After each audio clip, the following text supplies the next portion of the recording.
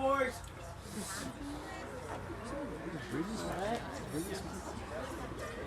Damn good-looking boys. I just want to start by saying that everything Paul Ross, Hannah's dad, said about Matt was spot fucking on. Never heard it better. Is it gonna get going? Oh, yeah. She's gonna learn some shit tonight. Chris, I'm Catholic. Alright, everyone. So for those of you who don't know me, my name is Paul. I'm Matt's youngest brother. For me as the youngest child, I'm so excited for this wedding for a few reasons. First of all, most importantly, Matt and Hanna were so kind to have this wedding in the summer, which is massive for me because I recently turned 19, so for the first time I'll be able to legally take full advantage of an open bar tonight. It's gonna make my night a lot better. All jokes aside though, this day is so exciting for me because we get to celebrate two of the best people I know, my brother and his beautiful bride, Hanna. Matt, I've known you my entire life, man, and I can honestly say, from the time I can remember, you have always been in my top 3 of favorite brothers.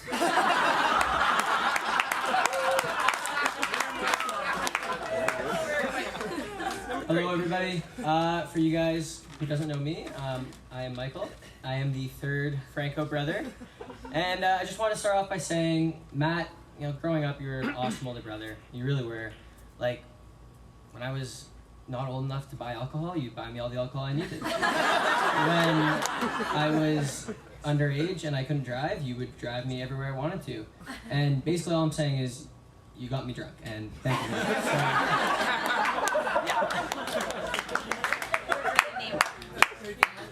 Hey everyone, I feel like I've met a lot of you already, but for those who haven't, I'm Chris. I'm the 2nd oldest under Matt in the Franco clan. Matt has decided for me to be his best man for this wedding. In this case, it's a literal term. Sorry, Hanna.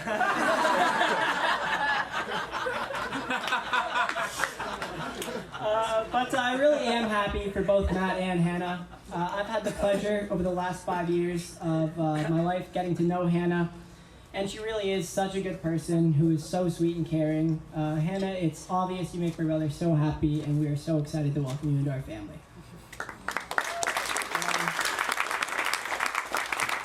I also think I speak for all of us up here when I say we really are lucky to have had Matt as an older brother. Well, he's not still there. He still is our older brother. I still have him. Matt has so many amazing traits and characteristics himself. Growing up, I always knew Matt was someone I could rely on. He was there for me no matter what, and I know I wouldn't be the same person I am today without him in my life. He brings so much energy into every room, and has always been the best role model I could ask for. He's always been good with his words. If you ever have any kind of problem or something stressful on your mind, talk to Matt. One conversation with him, and I know you will feel so much better. Sorry here. He's helped me countless times with that, and I am so thankful. Not only that, but Matt is also incredibly persuasive. Thanks to Matt, I genuinely believed I was adopted until I was 12 years old. My parents actually had to show me a video of me being born. Let me tell you, I much rather would have just thought I was adopted.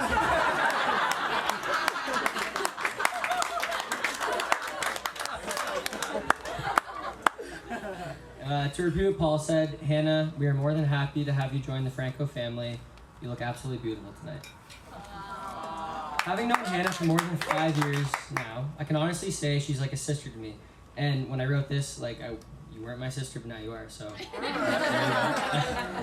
And although Hanna and I get along great today, that wasn't always the case. 3 years ago during Christmas break, Hanna and I had a little argument about sleeping arrangements. Now, I won't tell you the whole story for mine and Hanna's sake, but I will say that this little argument ended with quite a few fuck yous being thrown around. But funny enough, from that moment on, Hanna and I have been the best of buds. Just like Matt, she's always there to listen to you and your problems, and always seems to have the right answer in return. She's even given me relationship advice on multiple occasions, though I'm not too sure how good that relationship it was, seeing as I don't have a date tonight, and haven't had a girlfriend in over 3 years.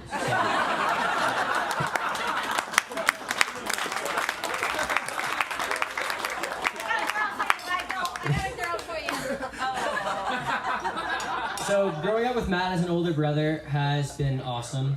Not only did he pave the way for us 3 younger brothers, he did it with being the most kind and genuine person I've ever known. Seriously. From walking me to school every day until he graduated, from letting me play on the playground with him playing basketball, those are the memories I'll always remember. Even when he left for BC and deserted our family. To start your own, yeah, thank you. Still kind of a dick for that. You still make the effort to call me once a week just to say what's up. And not only that, Matt even helps me write my essays. And helping is an understatement because he has legitimately written all my essays in university.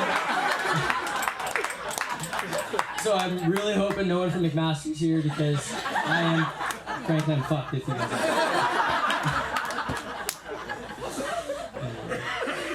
So the 3 of us up here are more than lucky to have you as an older brother.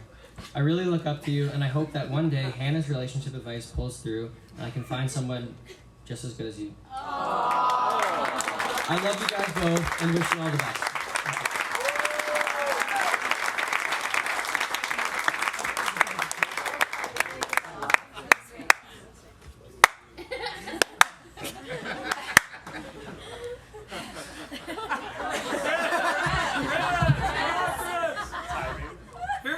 Seems like everyone's enjoying the reception so far. I'm glad. He's so dry. A lot of laughs tonight. A lot of laughs.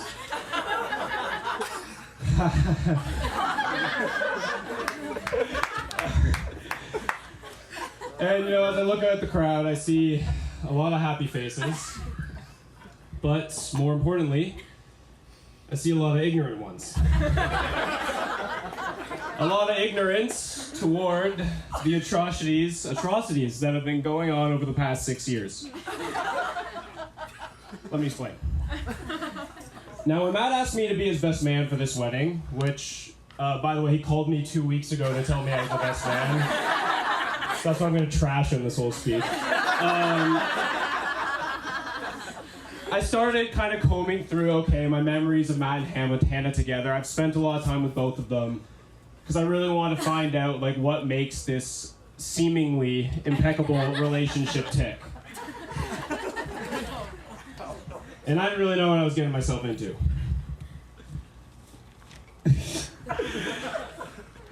You see, it seems that Hanna sort of pulled a blanket over all y'all heads. She's made a fool out of all of you. But me, where I'm from, it behooves oneself to keep his wits. See, I've known Matt for 25 years, and I've known Hanna for over 6. I've even lived with her at some points.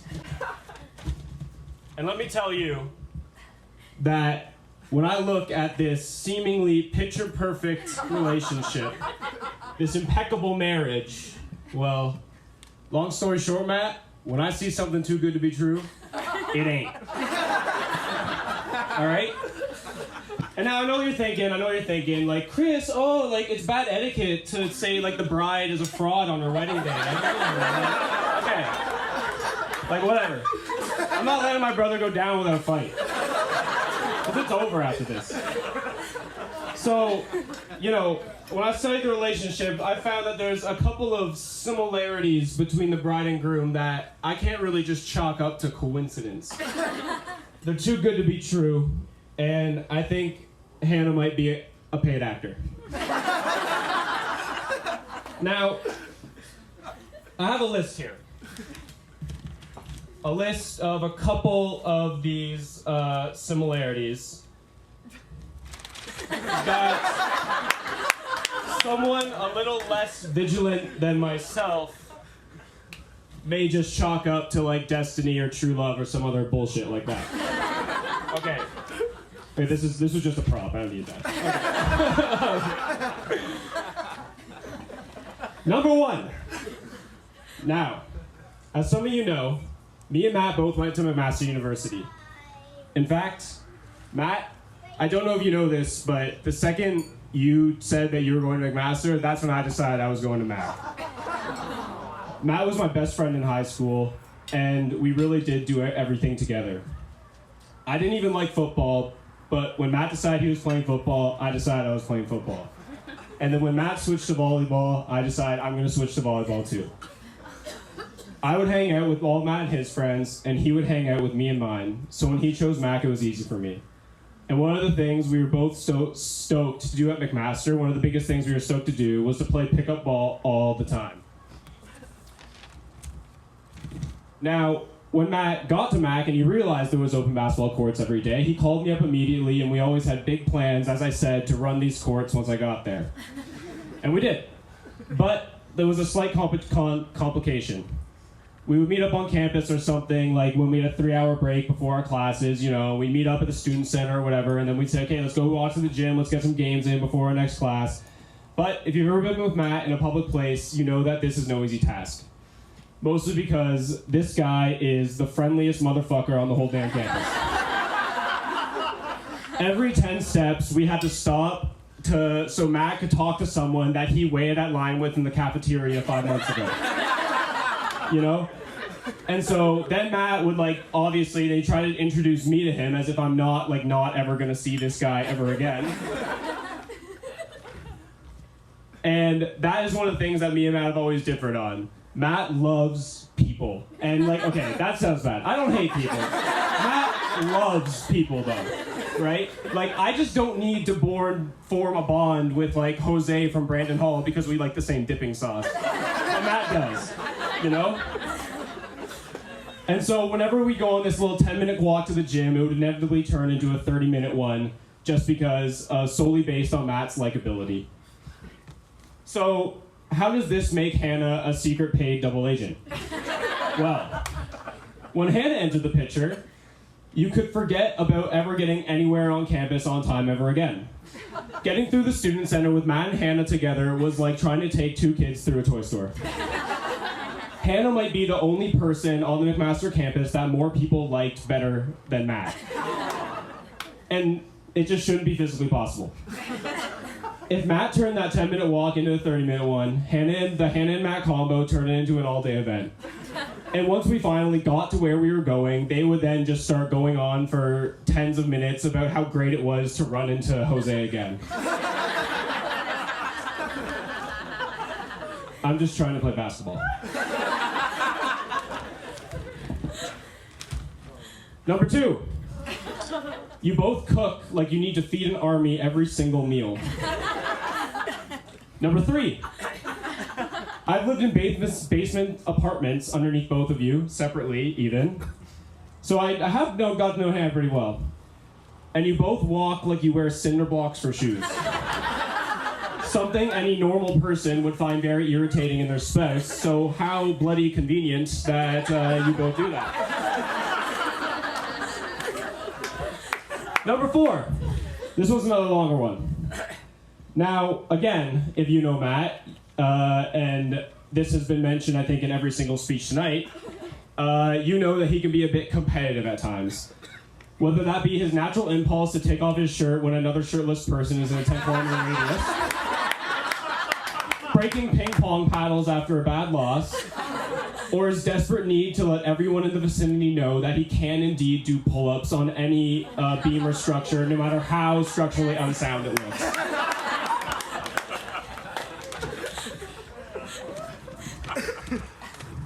In fact, one anecdote, after one particularly heated game of driveway basketball, Matt will remember this, I scored the winning basket. Matt got so mad that he punched a hole straight through the garage door of our house. And you're not allowed to ask Matt if that's the true story or not later.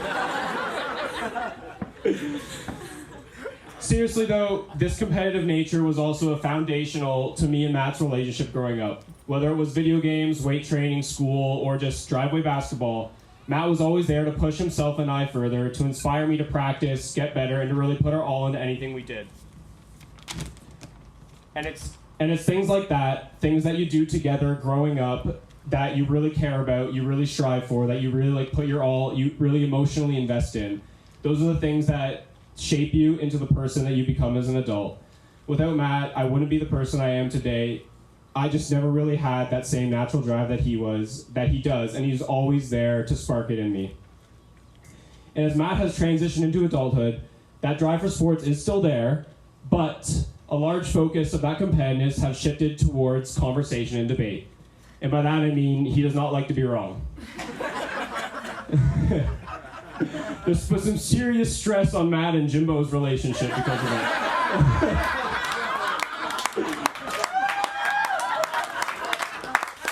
And, as apparently some people from Hannah's side of the family could tell you, she shares this same, what we'll call, competitive passion for argumenting. I've had many drunk debates with both Hanna and Matt separately, and let me tell you, it doesn't matter if you were right or wrong entering the conversation, you're leaving that conversation wrong. And now, you would think that when you take these two people who both refuse to give up any ground in a conversation, and you bring them together, you are going to end up with a ticking time bomb. But no. Instead, these two are able to have rational, constructive conversations, and it just doesn't make any bloody sense. These two could be having a political debate, opposite ends of the spectrum, but they're laughing, smiling, and they look like they're just happy to be sharing a good conversation with each other. Frankly, Matt, it's sickening. And the evidence is damning. Number 5. Matt has never washed a pot directly after cooking in it in his life. So, isn't it just convenient that Hanna likes to let the dishes build up before washing them to save water?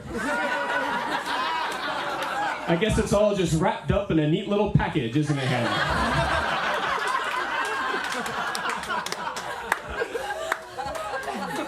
Number 6.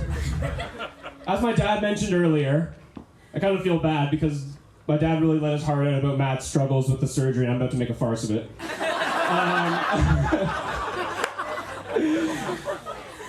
Matt has a large scar on his back from a major surgery that I won't go into because my dad already talked about that.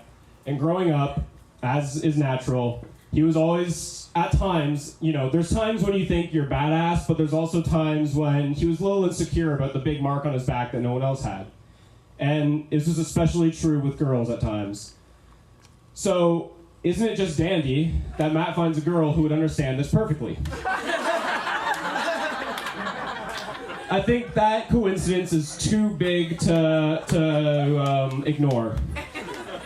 Now, I'm not saying that, Hanna faked having a major surgery. All I'm saying is that you can buy pretty convincing fake scars from Dollarama.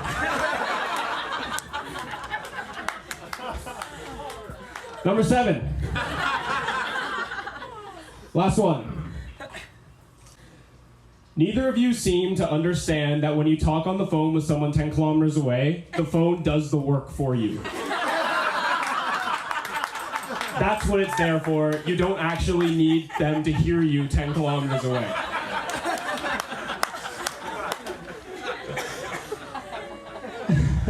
There'll be times, so people have mentioned that Matt does regular calls, which Matt, I really do appreciate because I never call you, so I'm sorry about that.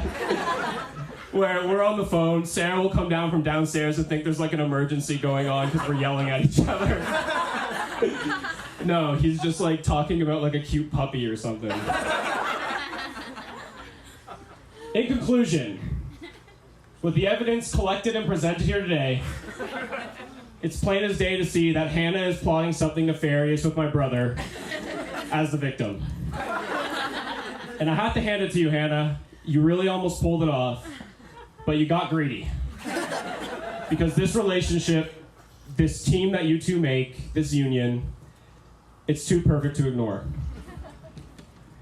But as I go through this damning evidence and struggle to pinpoint exactly what your end goal is here, Hanna, one thing has been abundantly clear. I've never seen Matt as happy in life as he is when he is with you. And I guess that's what really matters.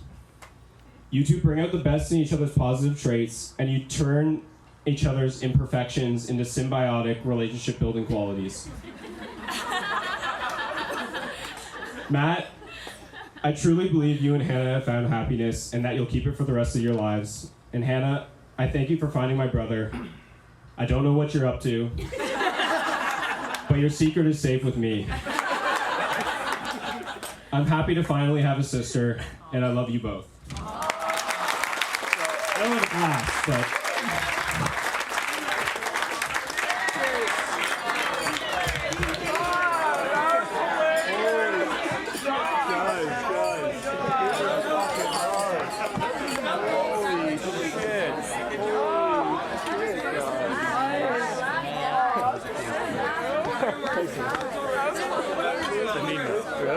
I fucking mean that.